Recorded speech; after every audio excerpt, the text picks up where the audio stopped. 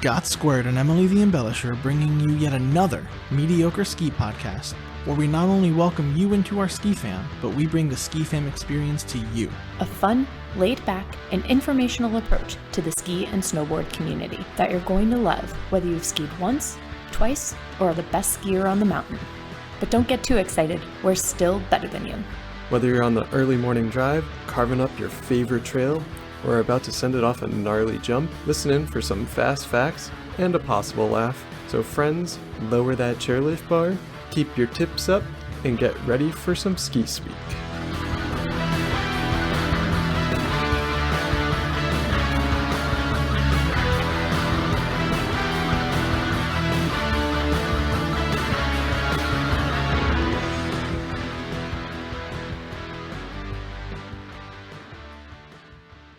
Welcome to episode 2 of Ski Speak. This is our Snowvid episode. We're talking all about COVID.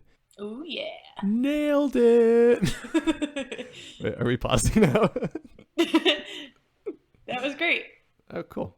We'll have to edit that out, but... No editing, guys. This is what you're getting for every episode. Get used to it. Oh God. I'm already in pain for them. As Tardif chugs his beer. Here we go. Let's try that again.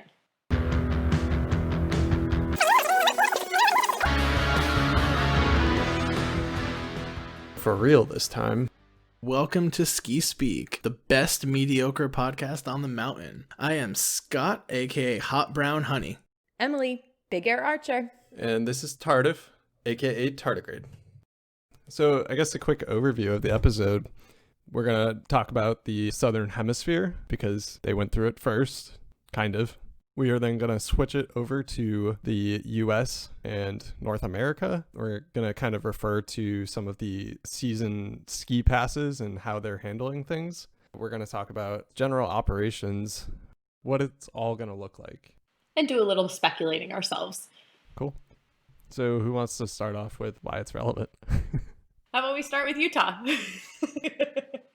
Let's do it. No, I think we first have to jump into a little bit about our experience this past winter with COVID. We were actually on a ski trip when some of this stuff happened and sort of just breaking out what the landscape of it all was in other areas and how it all impacted. We were down in Utah, and my memory of it was sitting at one of the lodges outside with a beer that I wasn't allowed to be in for some reason. Because you lost your Yes. ID. I lost my ID. That'll be a story for a different day. I had to jump over the railing, had to sneak in. Yeah, we go to Park City and this fool loses his ID within like 2 days. 1 day? On the way. It was on the way. I had it in the airport, and then once I got to Park City, gone. No sign of it. Still have no idea what happened to it. Oh my God. Well, it's a good thing that drinking isn't a huge thing in Utah. But we made it one. I didn't miss out on much. But to finish the story, we were sitting there at this picnic table outside talking about, oh, you guys see this COVID thing seems to be a big problem. And it was still, I think, mainly in China at that point, and maybe a case or two in Washington, like, oh, no big deal. And look at us now, right? Little did we know. Yeah. But one of my favorite things about our ski trips is just how we always end up in a place that's way too small with way too many people. And so for Park City, we had a friend who was staying at the base of, what part of Park City? I forget. Basic Canyons. And so we're in an apartment that's pretty much the size of any Brooklyn apartment. We were able to squeeze in 9 people. We had 2 on the couch, 3 on the ground. Then we even fit a friend into the kitchen, sleeping on the floor. Only got stepped on once, I think, just once. Shout out to our floor friends, Kate, Jarris, Caitlin, and our 2-star host, Rad Dad Mike. Rad Dad Mike. So with 9 people crammed in this tiny apartment, we had one friend fly in from California, I think. She wasn't feeling too well. Nothing crazy, just sniffles, maybe a little bit of coughing. You wouldn't have expected COVID, and we're still not even sure if it was. It was definitely nothing that concerned us, though, at the time. Yeah. Right? We were still drinking, going out, doing things, nothing out of the ordinary. It's not like we were just hanging around. And so at the end of this trip, our friend Mike, he was going off to Whistler. Within like a day of him arriving, he was basically incapacitated. I think he had trouble breathing. He had a fever, really couldn't ski for like the first 2 or 3 days of his trip. And again, we knew he was sick. And this is the end of February. We still didn't really even put 2 and 2 together until maybe the 2 months later, 3 months later. Yeah. It was a while. It was, I want to say, like over the summer, we were just like, wait a minute. This could have been us. Emily and I were coming from New York City, which got hit pretty hard. It's possible we could have brought it over to Mike. Mm. And I flew with you guys. Oh, yeah. We were on the same flight. True. Yeah. And this was just our own little story. And this was happening all over the world. There's a major ski resort town in Austria called Ischgl. People all over the world travel there. For anyone who doesn't know, Austria is adjacent to Italy, and it became a pandemic hotspot in Europe. Yeah, I think there's a factor of negligence that caused this to spread in these ski areas where people came together, spend X amount of time together in really close proximity. You know what it's like in some of these bars and then the lift lines, or even just in a lodge if you're trying to use the bathroom. It's crazy. You're on top of people. And they knew in late February and March that the virus was spreading in northern Italy, and they kind of really did nothing about it. They just downplayed the concerns as people were still going about their business. And what it turns out happened, all of those people went home and took the virus home with them. Kind of crazy. Thousands of skiers carried this virus to at least 40 different countries that they were able to trace it to. Wow, that's incredible. Quite significant. At one point, half of all cases in Norway were linked to Austrian ski holidays. So, I mean, there was probably only 20 cases in Norway, but still, half of the cases were linked to Austrian ski holidays. Jeez. I think Ischgl normally hosts, from what I saw, 300,000 people from 36 different countries every year. Like that, obviously that's going to cause some issues when you've got them all coming and going with this virus potentially. But I think one other thing I saw too was that there is some leeway to give them in that the World Health Organization didn't necessarily react as quickly as some would have liked, and they didn't have much guidance, and they didn't really know exactly what they were dealing with, how bad it really was, and that they should have shut down. No one knew at the time, so it's tough to deal with. So with all of that said, Ischgl ended up closing the mountain in mid-March, and that's right around the time that other mountains were starting to think about opening. So that was in the southern hemisphere, of course, where their mountains open typically around May. So come March, April, they're starting to figure out like what precautions they're going to take and whether the ski season was actually going to happen. But that doesn't make any sense. Summer skiing, I don't get it. I love summer skiing. Grass. It's all about the tilt of the earth. Ooh. So, you know, as it's winter here, it's going to be summer there and vice versa. Okay, I think that makes sense if the Earth was a ball, but I think we know the Earth is flat. There's documentaries about it, so... Yeah, which is why we all ski on flat ground, right? It's all connected. Illuminati! Okay, this is digressed. Yeah. Take us away from this foolishness, Emily. So we have basically 3 different case studies that we can look at. We have New Zealand, which had open mountains. We had Australia, which is a hybrid where they had to create precautions. And then Chile, which was pretty much closed the entire time. So we're going to go through each one of those just so that we can make educated predictions for what the United States will be heading into. Yeah, they were our Snowvid guinea pigs, for sure. Definitely. So with New Zealand, I'm sorry, you can't just pause a podcast. The listeners are waiting. I'm tapping my foot. So the country created during that time period from, March, as we said, up to May, a 4-level system. So level 1 being, okay, nearly no cases of COVID. Level 4, high alert. The mountains during this time came together to formulate a cohesive plan to take precautions and outline what each level would mean. All of the mountains were pretty much on the same page about how they were going to approach this. They also weren't allowing international travelers. A lot of people from Australia would travel to New Zealand and go to the mountains there. So of course there's this international flux that was happening. But most importantly, New Zealand also had a really great handle on COVID pretty early on. They did a very strict shutdown in March, and by the time May hit, they were able to pretty much open at full throttle. Yeah, they were handling this pandemic better than anywhere in the world, if you remember. They had no cases, nothing was really spreading. Yeah, listen to this on that note.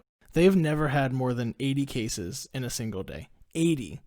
The US has had days of almost 80,000 cases in a day. Isn't that ridiculous? USA. Very patriotic. Just a quick fact check and obviously unedited disclaimer, Ski Fam. Those numbers were accurate at the time of recording, but have since grown to be about 150,000 a day and counting. And that's how long it took us to get this episode live. Or that's how fast COVID is spreading. I think New Zealand is kind of the best case scenario for what we would hope would happen, but I think realistically, our pandemic response has not been the same. Our population is very different. So we can maybe expect some of these things, but for the most part, this isn't the best look at what the US will be. Yeah, definitely not. So then on the opposite side of the spectrum, you have Chile, which was pretty much locked down the entire time. A couple of mountains started to open in like mid-August or so, and that was more for local travel and everything. People from like out of the country or even from like different districts or what's the word? Regions? Areas wouldn't be able to go there. Regions, yeah, thank you. Yeah, other regions wouldn't be able to go either. Even within the country, people from certain regions can't go across to other regions. That was actually one of the things that I read was this caused an issue where they had strict lockdowns, they opened late, some didn't open at all, but when they did, one of their issues was the workers. They bring in workers from different regions, right? And so these workers in Chile, they don't live where they work, and so they couldn't really travel to get there. So that kind of put a further burden on these mountains. Yeah, absolutely. The other thing with Chile too is that like with the restrictions that they had there, it could be kind of paralleling like how the US will be handling like state by state or traveling like across the border to Canada. Not that we're allowed there right now, but just something to keep in mind. But what's our most likely scenario? What are we most comparing ourselves to? Yeah, so Australia is probably the best look at how the states will be handling COVID. They had some strict guidelines about how the mountains will open up. Some of the key things that they had in place were most ski areas operated at 50%, and they of course had like social distancing, and what they also did was create a like reservation system. They do have the flexibility to add precautions or take them away, but it's a lot easier to have all of these restrictions starting out, and then as COVID or as we get used to COVID, taking those restrictions away as opposed to going mid-season and adding all of them in. Exactly. But I think they had more cases than New Zealand and less restrictions than Chile. So we're going to fit as the US somewhere into that. And this is sort of a good place to take a look at where we might be similar. We actually have a reasonable case that we can look at to kind of get an idea of how we're going to handle it. Yeah, Mount Hood, they're open year-round. It's one of the few resorts in North America that is open year-round. Where is it again? Oregon, for all of you newbie listeners and or podcasters. But isn't it Oregon? No, it's actually Oregon. Okay, all right, cool. More cool. geography. Yeah. We were like talking more about geography than skiing. I mean, I guess it's all related. Just wait till you get to go to glaciers. What? Sorry, never mind. Do you have a fun fact about glaciers to throw in, Emily? Something to spice it up? Tardif just loves glaciers and water and everything. So I'm sure talking about geography and geology would get really fun for you. But we weren't talking about geology, were we? I know. But glaciers are found in certain areas. It's related to geography. So it works. The first thing I thought of when you said glaciers was Glacier National Park in Montana, which I really, really want to go to. I've been there. It's probably my favorite park in this country. Yeah, I need to go there. I'll see you guys later. Bye. Just literally right now. I'm pretty sure Montana has very little restrictions. Yeah. So Mount Hood, they've been doing a good job updating everyone. And I really can't imagine this sort of transparency at all of the rest of the resorts in the US throughout the whole rest of the year. Definitely not. So like, for example, they give day by day and split up those days of every like coronavirus incident.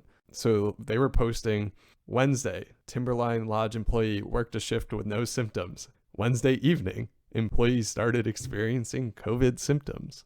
Thursday, employee doesn't come to work. Friday morning, employee tests positive. Friday afternoon, they do internal contact tracing. And then later Friday afternoon, I guess, 4 Timberline employees identified as potentially exposed and are sent home, and then they're directed to get tested for COVID. I mean, that's incredible transparency. That really makes me feel as a visitor that I'd be safe. Yeah, I was reading that too, and it was very much an up-to-the-minute sort of play-by-play update of what was happening, where at one point I was like, cool, but this is also just August or just September. Like, it was only a small section of days, and props to them if that is the only incidences that they've had with COVID. But, you know, if they're open year-round, open through the summer, I feel like before this was really a known thing, there was probably more, and maybe it's just the most recent they're talking about, but it is still good to see, and it does make us feel better. Yeah, I was just thinking that, like, it's not quite sustainable, though. Like, it would be pretty high expectations for us to assume that every mountain would be able to provide that much transparency. And then, like, yes, that's with workers that they're able to communicate with. Like, that doesn't really need to do with anybody that's actually on the mountain and participating there. So thinking a little more, I guess, cynical in regards to that. But again, kudos to them for being as transparent as they're being, and then also taking it as seriously as they are. Yeah, and I think one difference is they're operating in a less popular time of year and also in the midst of a pandemic, right? As we've already come a long way in the last couple months from what everything was like here and the way we all view it as a society. So in a couple more months in the middle of winter, when Killington is slammed with thousands of people, there's no way they're going to be able to kind of maintain that same play-by-play. Yeah, exactly. All of the mountains here pretty much shut down mid-March just because of COVID too, because they didn't know like what precautions to take or how to do it. So with all of that said, are there any precautions that Mount Hood is taking for the winter?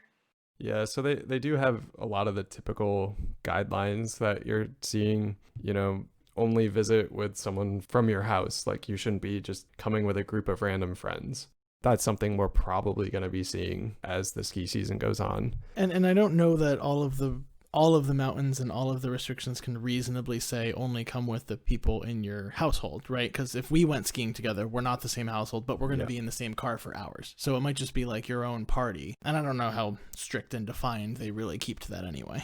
Yeah, and they're just trying to keep us honest and have faith that we're going to do the right thing, which is kind of how the U.S. has been handling things in general, which how successful has that been? Spoiler alert, not very good. Not at all.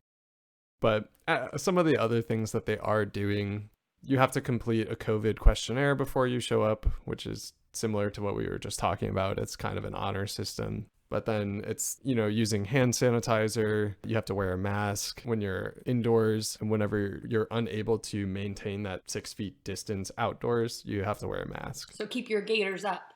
This might be the right time to bring up the thoughts on the masks on the ski mountains. There's been a lot of stuff where, you know, you have a surgical mask, you have an N95 and whatnot. But is like the turtle fur that I have that I keep over my face, is that actually doing anything to prevent the transmission? Is just a regular gaiter actually doing anything? Yeah, it depends on if you can keep it over your nose and certain things, you know? Yeah. That's true. Yeah, no. So people with excessively large schnozzes might have some issues keeping it up over the nose. And I honestly, I don't even think I keep mine up over my nose when I ski normally. It's more uncomfortable with my goggles to actually get it up over my nose. Oh, really? Because I like tuck it into my goggles and make sure that like there is no skin exposure. I don't know how you do that because it fogs up my goggles. So yeah, and I really like the wind burn that you get after you're flying down the mountain at 100 miles an hour. Right, because you're going that fast. Oh, definitely. I'm the fastest skier on the mountain. After me. But I really do think that's a question, right? Not only for how they may enforce that. Am I going to just be wearing a surgical mask to fit their requirements? Or are they not going to care and I have to hope that everyone else is wearing something that actually does prevent the spread? Yeah, I was thinking about that. As I said, like I always wear like a turtle and like tuck it into my goggles. But when going into the lodge, if the lodge is open to go to the bathroom, I would have a separate mask almost to like just put on and like tuck in to my ears. So you wear a turtle outside, and are you wearing like a badger to go to the bathroom? What? I don't know what a turtle is. Aren't they called turtles? Oh, gators. Oh my God. Gators. So that's why I said badger. Wait, you're wearing a badger to go to the bathroom? This is Barry, my bathroom badger. He's a restroom support animal. Well, I love that was just caught too, and I was very convinced it was called a turtle. I think you caught turtle because I said my turtle fur. That's like the brand of the one that I have. So you didn't come up with it out of nowhere, but Classic me. I thought it was because she was just being an awkward turtle. Well, yeah. But anyway, so yeah, with the gator, I was thinking that I would have that, but then when I go into the restroom, I always take off my helmet. Yeah, when I usually go in the lodge, I just take my whole mask off and helmet off. It's just so hot. People are going to have to think before they go into lodges. Yeah, it's such a mindless thing you do now. You just throw your skis down, you go in, but they're going to potentially keep you from even getting in. And I think, we were talking about the bathroom. I just want to bring up the one point that 90% of the time I leave my GoPro on too, so we'll be able to capture all of the people we came in contact with that aren't properly wearing masks, even in the restroom. And I think that'll come in handy this year. Consider yourself warned. I've definitely had my GoPro on in the bathroom. One of my more embarrassing moments being at a snow basin with the with the GoPro on, and then it just automatically shut off when I was peeing, so everyone knew it had been on. It just goes beep beep beep.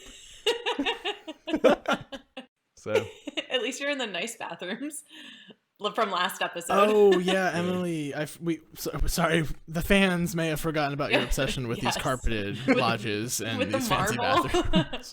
I'm surprised they don't have little attendants there handing out paper towels for you. why are they little? They can be normal sized attendants, Emily. Goodness. I guess so. So some of the other things that Mount Hood has, each kind of area has its own different restrictions. So how many people can go into the repair shop or the rental shop or any of their stores, it's limited with how many people can go in and how long you can be there. The hotels are open, but they have their own set of rules. But I think this is going to be pretty typical to what we see with this upcoming winter. Yeah, and I think there's certainly going to be a responsibility on the skiers to actually take some of this on, right? Wash your hands. You filthy, filthy snowboarders, wash your hands. Yeah, you animals. Skiers, we know you're pristine, but Yeah. snowboarders, you guys are disgusting. But really, though, if you have any symptoms, let the staff know. And it says very clearly on their website, voice any concerns, ask questions, and seek clarification. If you don't know, ask. If you're unsure, ask. It doesn't hurt, and it only makes the experience better for everyone. And it also says very clearly on the website that any guest who doesn't adhere to any of these guidelines is going to be risking the suspension of their day ticket, their season pass, and potential issuance of a notice of exclusion or trespass. So I think they are taking it seriously. I think they are going to actually punish people for not following these rules because they want to stay operating. Some of these people's lives depend on the money they bring in, and just better for everyone. So we have to do our part as well. Yeah, because this really could be a thing where we ruin it for the rest of ourselves, but then we really do have an impact on these mountains and their economy and people's well-beings and their safety, of course. Yeah, let's not lose sight of that this is a deadly virus where, again, we want to ski, but that does not take precedent over anyone's lives. And I know that all three of us here agree with that. I feel like we just got to make sure we say that, right? Yep. Emily, you agree? I guess. Oh. I'll take one for the team. Let me rephrase. I know that we appreciate snowboarders' lives more importantly, but sorry. Wow. Whoa. Fuck yeah. Sorry. I know that we appreciate skiers' lives more importantly, but snowboarders, you're dispensable. We don't really need you. It's fine. But thanks for showing up and don't ruin it for the rest of us. I wouldn't be surprised if snowboarders ruin it for everyone. They already do by sitting in the middle of the trail, but that's a different story for a different day. And by not being able to get off the lift. And Oh, I know. And causing all those piles of snow. they don't cause the piles of snow, Emily. Yes, they do. All right. I before we get too far into this, I think our fourth episode will be of why we hate snowboarders. It only makes sense to follow up on that point. I could do an hour myself about why I hate snowboarders. And I'm a snowboarder. Fair enough. So now we're going to shift gears and talk about the Epic and Icon multi-mountain passes and see how they're handling COVID. There are other passes out there, but these are the two most popular passes in North America. So let's start with Vail and their Epic Pass.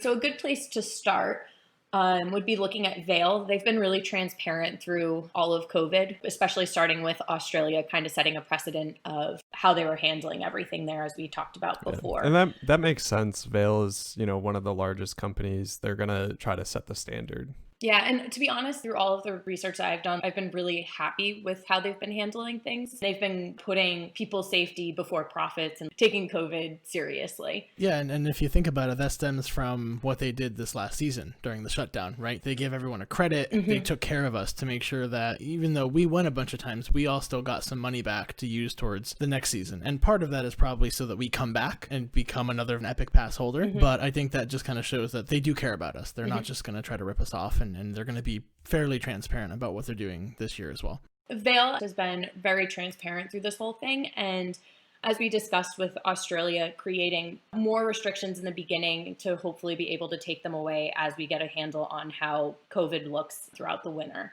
One of the first things that Vail has rolled out is a reservation system. First, we're going to start with season pass holders. So those are you who have purchased the Epic Local Pass or the large Epic Pass. Full Epic Pass? Full. I don't know. It's just Epic Pass. It's just Epic Pass. The one that I haven't purchased yet. So starting pre-season, you will have the ability to reserve 7 days. These are called the priority reservation days. Yeah, so the priority reservation days start November 6th to December 7th. So you have just over a month to be able to do this. Basically, what you're going to be able to do is say, hey, I know I'm going to be going on vacation, President's Day weekend. You can take that chunk of time and have those days reserved. Or another strategy could be you want to go on Christmas, you want to go on New Year's, the more popular days, you could individually choose certain days. And that's kind of the benefit of having the pass. So you can make your reservation during this preseason time. Yeah, we were talking before the show about how you might want to schedule some of the days where they anticipate there being a capacity limit hit on those holidays, whether it's Christmas or New Year's, President's Day weekend, right? That's a huge ski weekend for people. So if you know you want to go, then you typically always do, but don't want to get shut out of the general reservation system, you can use your priority days for that.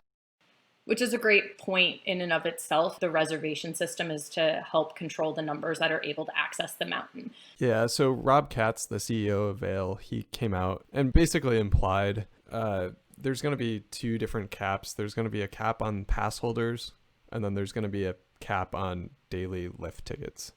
After December 8th, anyone who doesn't have a pass, that's when they can start buying their lift tickets for the season. That lift ticket comes with a reservation, but it seems like they're not really going to be competing with the pass holder reservations. How far in advance can you book just a daily lift ticket? As far in advance as you want, after December 8th. Interestingly enough, pass holders, you have to make a week of reservation. So if you have a pass and you've already used your 7 priority reservation days, you will have to make a week of reservation. But again, it shouldn't be competing with those lift ticket purchasers. If on December 8th, everyone purchases their daily lift ticket for January 4th for whatever reason, you should still be able to, as an Epic Pass holder, make a reservation for January 4th, as long as other Epic Pass holders haven't filled up their capacity. I see. January 4th is one of my friend's birthdays, so shout out to Katie on that one. Coincidental thing there. So what you will have to compete with in that situation is all of the other Epic Pass holders, because there's a capacity there. I'm curious to know, too, if there's going to be any, one, ramifications for, making a reservation and not keeping it, which we can certainly get into in a second, but 2, if the mountain staff or whoever's keeping track of the numbers is going to say, well, actually, only 70% of our pass holders actually showed up. We can maybe open it up to additional daily skiers. Yeah, and that's where it doesn't seem like they're going to have that ability, at least when the season starts. It seems like if you have your reservation and you don't show up, they're kind of SOL for that day. And do you know if even online, can you purchase one at 6 a.m. before you get in the car to go?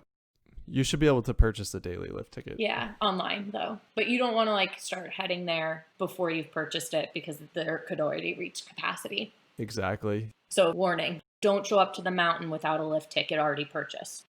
But, one of the benefits is that you don't have to wait in line. So hopefully this is something that sticks. but we're not going to have any Jerry moments. Like, remember that time we went to Mount Snow with Steve and he had to jump back and forth between his line to pick up his ticket and then the rental line. And it took us like an hour to get on the mountain. But that could actually be a benefit, is where you have to purchase this online and it's really just going and picking it up. You're not actually waiting for, your credit card to go through or any of the other things that happen at those customer service windows, which build up a line on a weekend for whatever reason. And ridiculous lines. Oh my God. Everyone yes. knows it. Yeah. The ones that snake all around the building and into the parking lot. Oh, yeah. One thing I want to touch upon is kind of what we were talking about before, where the mountain is kind of SOL if you don't show up to your reservation. You are supposed to cancel if you're not going, and you can cancel up until 12 a.m. the day of that trip. So if you went out partying on a Friday night and then decided, oh wait, I'm really not going to be able to get up for my day trip, you can cancel. If you're partying on a Friday night, you're probably not going to be able to cancel because you're still out doing shot skis at 2 a.m. And that's on you. But Vail is reserving the right to restrict your pass if you abuse this reservation system. So if you're making these week of reservations and you're reserving 7 days a week and you don't show up to any of them, they could probably take away your pass. Partiers, be warned, I guess. If you're going to stay up till 3 a.m., you should make that decision before you get too hammered. At 11:45, make sure you've made your decision. Set an alarm. I was just going to say, set your alarms and then take a look around at all your friends and you and think, what is the actual reality that we're going to be able to go? That's actually probably my favorite part, too, of our trips is arriving to a place. And then we're always like, okay, we have to get up the next morning, go skiing. It's going to be an awesome day on the mountain. Super jazzed. But then we always go out so fucking hard. Day one. So just be wary of your cancellations if you need to make them. Vail can say, hey, you're ruining this for everyone else. And again, we're bringing this back to the honor system. They want you to cancel so that somebody else can go. And they're actually not too worried except for the holidays and like the peak days. And to kind of bring it back to COVID, it's to limit the number of visitors so that we can all stay safe, so that lift lines aren't ridiculously long, so that inside the lodges when we're going to the bathroom, there's not 1,000 people spreading coronavirus, those kinds of things. So there really is a purpose to this reservation system. It's not just to confuse everyone. It's not just to make everyone angry. And Vail isn't the only one that's doing a reservation service. Icon is also doing it, but it varies by mountain. They have a pretty comprehensive website, so if you do have the Icon pass, I would definitely go there because they've broken out, it's a beautiful chart, but they've broken out each one of the mountains and then links to that mountain to go through exactly what their expectations are for the reservations and everything. But it's not consistent across the board like it is for Vail. Yeah, and the reason it's a little bit different is Vail, they own all of their mountains except for a few partner resorts, whereas with the Icon Pass, it's a collective group of different ski companies that are basically competing with Vail. So it's Alterra, Powder Corp, Boyne Resorts, Aspen Snowmass. They all own different mountains, but because they're different, they have different restrictions. So it's a little more unique than the Vail consistent reservation system. So I totally didn't know that. That's wicked cool. I was wondering why it was so difficult to figure out what their plan of action was. Yeah, so for example, Powder Corp owns Killington, Pico, Eldora, Copper, a few others. They're not requiring you to make a lift reservation per se, but they are requiring you to reserve a parking spot. In essence, it's a very similar system where they're capping parking and trying to cap the number of visitors that way. From the parking side of things, you're usually jamming as many cars in there as you can, and you already may have a significant walk to the lodge or the mountain from where you park your car. So imagine if they're social distancing cars, which is something I've seen that they're considering doing, that'll make your walk longer. But if they're limiting capacity in terms of who can park and they're not necessarily enforcing a distancing of cars, then maybe you make out better and you actually get to park closer to the mountain without as many cars. Well, if they space out cars, you have more room to tailgate in the morning. Yeah, exactly. That is true. Shot skis. 8 a.m. shot skis. That's why we don't make first shift.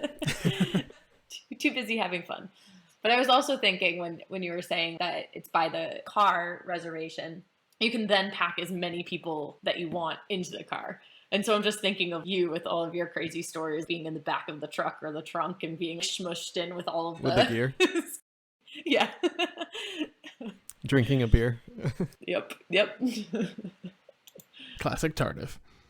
Yep. Yeah. And so Boyne Resorts, which owns Big Sky and Loon, they do require reservations, but then their other two mountains, Sunday River and Sugarloaf, among some of the others that they have, they do not require a reservation. So I'm not sure why. Maybe that's because of the different states that they're in. It just makes me wish they would make a regional pact almost like what they did in other countries, saying like, okay, here's how we're going to approach the mountains. Here are the restrictions that you should have. Here's what level 1 looks like. Here's what level 2 looks like. Which there's like a little bit more of like a standard. But actually, I guess there is. That's a good point. There are some standards out there, and we can talk about the gritty details of them later on. So we've talked about the two major passes, Vail and their Epic Pass, and then a lot of these other mountains in the Icon Pass. But we haven't really touched upon the independent mountains out there. And these are honestly just random mountains that I looked up. Terry Peak, South Dakota. I've never been there. I will never go there, most likely. But they have no restrictions, no reservations. I can't find anything showing that they're going to practice social distancing, anything like that. So basically, if we want to have a normal skiing experience, we should go to South Dakota. Yes, because everyone goes to South Dakota for a normal ski experience. My buddy Ryan, also shout out to Ryan, used to live in South Dakota for a bit, and I don't think, based on the conversations with him, that we should be going to South Dakota. I don't know that it's gonna really do it for us. Episode 3, the gang goes to South Dakota. I love it. Actually, you know what? Forget podcast episode. That's gonna be our first full feature film, because you're gonna need to see it all, I feel like.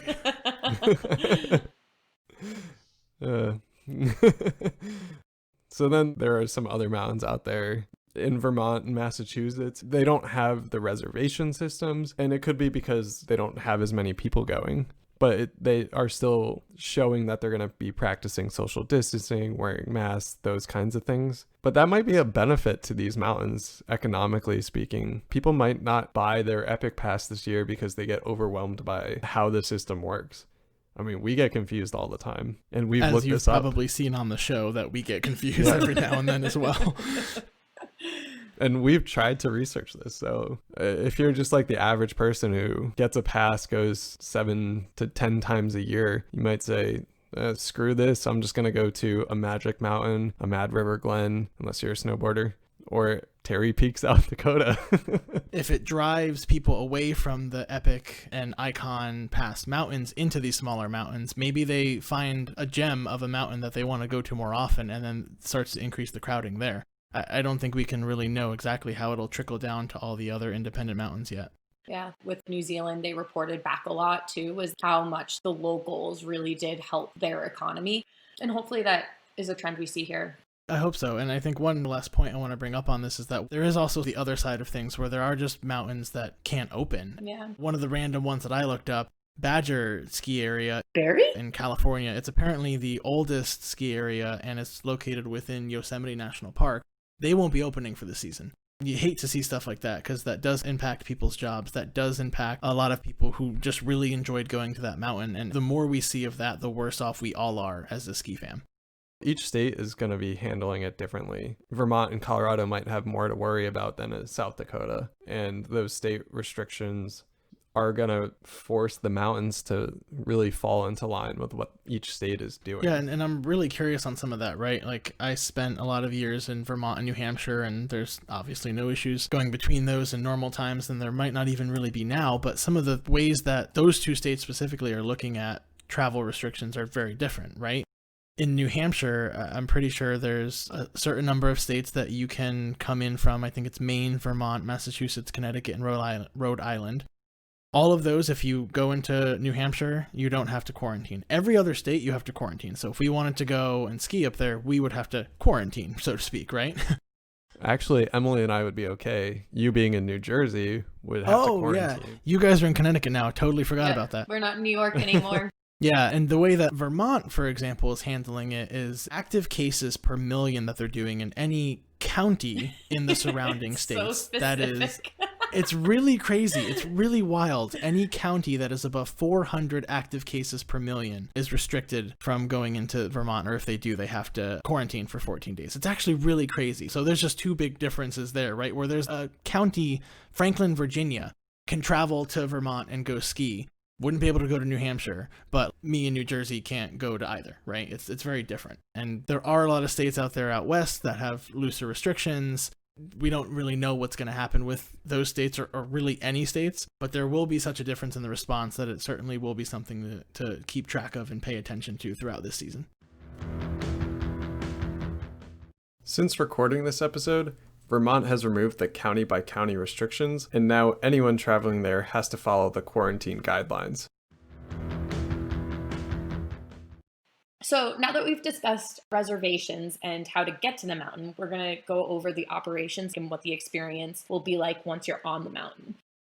Be prepared and armed with a mask. Face coverings will be expected when you are not able to socially distance inside or outside, at least 6 feet. Is this at every mountain, Emily?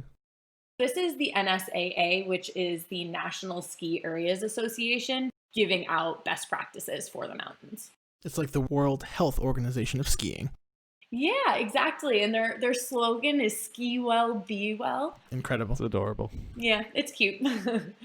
So then, of course, like with physical distancing, we are kind of already naturally distanced just because skis help with that, but it's just something to keep in mind.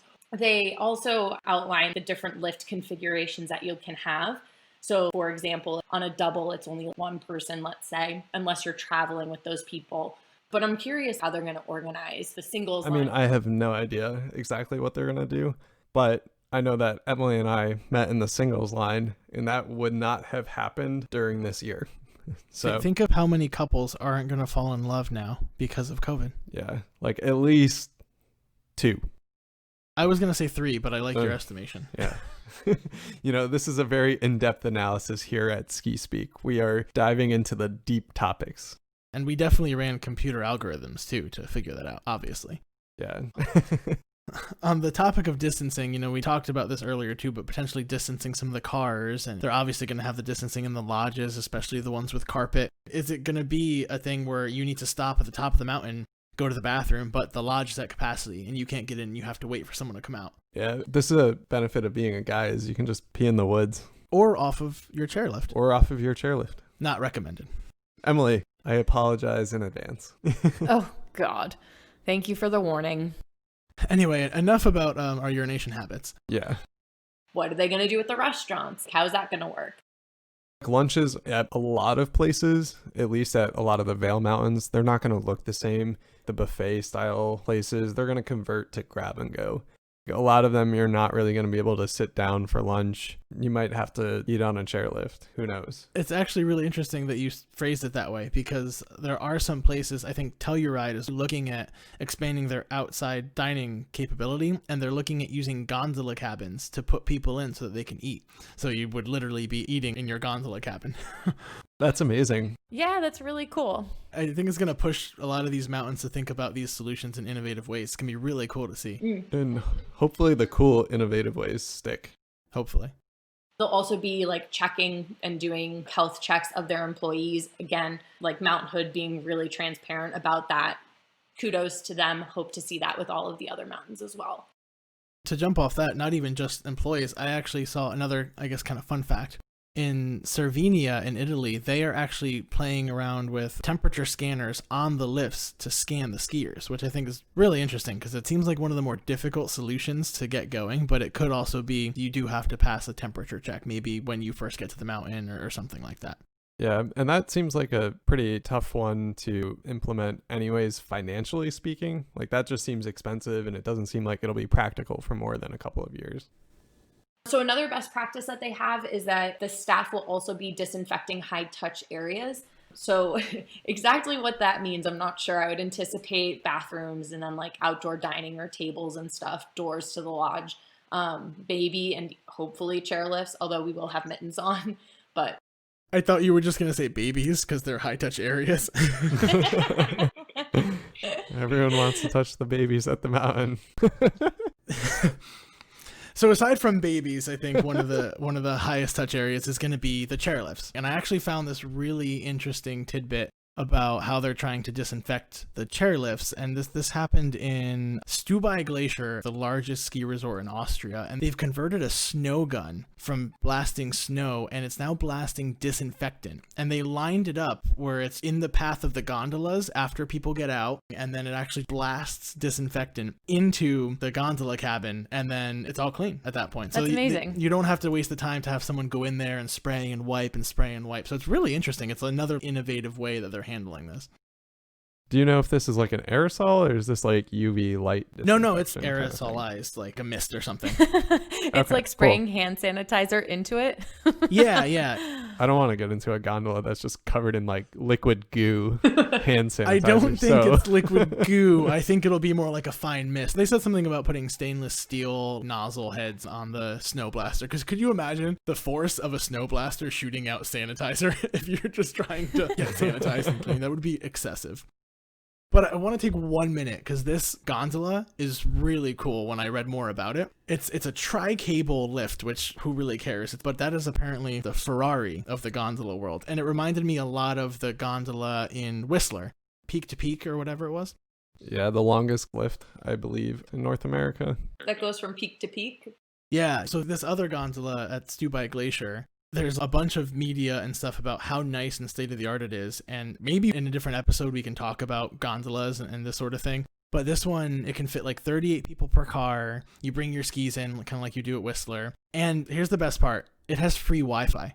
Ooh, this is the Ferrari of That's of what I'm gondolas. saying, right? It's I just wanted to share that because it's just so cool and something we don't really think of. But like, think about how often. Oh my God, I feel like you could take a nap in it. Yeah, and you're typically pulling out your phone. You're posting all your selfies from the gondola when you're waiting to go up the mountain. So having Wi-Fi is the clutch move. And this is in Austria? Austria, yeah. And speaking of lifts, one other thing that it's not necessarily a best practice, but I think that they're doing to keep operations moving is that while maintaining social distancing on the lifts, you're limiting the amount of people and increasing the length of the line. But some mountains are actually committing to running their lift lines faster to actually make up for some of that capacity, which you guys can weigh in. But to me, it's like, why haven't you been doing that this whole time? That was exactly what I was thinking. What the heck? Why are they wasting our time? Yeah, I feel like all three of us wanted to scream that at the same time. Like, what are you doing? Although it could be weight. So like if you're at full capacity for each chairlift, they probably won't be able to go as fast just for safety reasons. We live on the edge here, so I think I'd rather go fast than feel safe. Crank it to 100. Yep. Get me up there as fast as you can. Oh my God, I'll be the one white knuckling and praying to God that it doesn't crash. I also want to revisit this sanitizer gun. Can people walk through it and get a quick cleaning? Like snowboarders, perhaps? They do need it most. They like a car wash? Need it most. I'm not sure. It would be interesting. It might be less painful than skiing at full speed through the snow being sprayed by the snow guns. So... Well, I guess we're really relying on the people coming up with those systems to design them well and to have a purpose. And, you know, we still got to take our own precautions. Exactly. But we're also going to see other sorts of operational changes when it comes to like rentals. If you're someone who rents, some places aren't allowing it. Some places are going to have it heavily restricted, and it might be a much slower turnaround time. Like if you go and try to get a new board or a new pair of skis, they might be cleaning it. You might be waiting a little bit longer. I mean, one of the benefits is people who are those kinds of renters, they might not be going. We might have less beginners. So now's the time to buy your gear if you are a renter and are looking to still ski this season. Yeah, use this as an excuse to take that plunge. Yeah. But in the long run, it may be cheaper than renting. And let's be honest, if you have your own set of skis and all of your gear, it's much easier to join the ski fam and come out with us more. Come join us. Yeah, like us on Instagram. Ski Speak Pod. Nicely done. No errors in saying it. Woo! Did not spoil the beans. Do not spoil the beans. No beans have been spoiled in the making of this episode. Anyway, I think that may be a good place to finish it up. We kind of tried to run you through as much as we know and we're willing to assume. Just keep in mind that anything can really happen. Everything we told you could be wrong in a week. Who knows what will happen next? Yeah. We don't know what it's going to look like as far as foreign workers coming in. We don't know what it's going to look like as far as lift lines and capacity. We really have no idea. So we'll all be figuring it out together this season. Yeah. If you follow us on Instagram, shout out, ask your questions, and we'll see if we can answer them for you. And Twitter and Facebook. Ski Speak Pod for all of our social media accounts.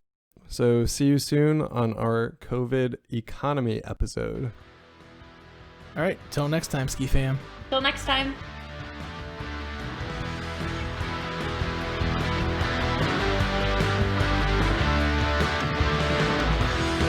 Thanks for listening to Ski Speak. Join us next time as we continue the stories, facts, laughs, and of course the embellishment. See you on the mountain, Ski Fam.